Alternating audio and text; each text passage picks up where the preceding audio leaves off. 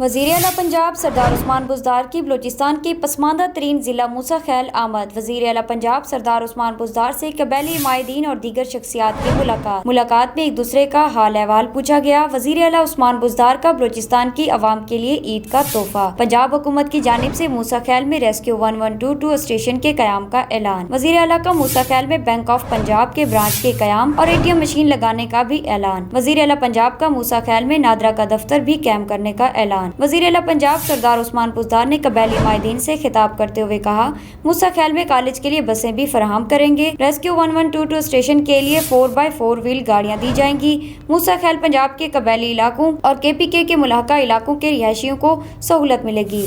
وزیر اعلیٰ نے کہا، یہ علاقہ کئی دہائیوں سے نظر انداز ہو رہا ہے۔ ہماری حکومت پسماندہ علاقوں کی ترقی کو اپنا مشن سمجھتی ہے۔ وزیر اعلیٰ پنجاب نے کہا، بلوچستان کی عوام کے لیے خیر سگالی اور محبت کا پیغام لے کر آیا ہوں۔ موسیٰ خیل کی تحصیل دروگ میں بجلی کی فراہمی کے لیے رقم جمع کروا دی گئی ہے۔ سردار عثمان بزدار نے کہا، جعفر، کیسرانی اور بزدار قبیلے کے علاقوں تک بجلی پہنچے گی۔ 73 برس میں پسماندہ ترین ضلع موسیٰ خیل کا دورہ کرنے والا پہلا وزیر اعلیٰ ہوں۔ انہوں نے کہا، بلوچستان میرا دوسرا گھر ہے۔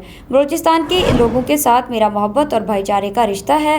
ریسکیو 1122 کے قیام کے لیے بلوچستان حکومت سے پورا تعاون کریں گے۔ وزیر اعلیٰ پنجاب نے کہا، پنجاب حکومت اس ضمن میں بلا معاوضہ تربیت فراہم کرے گی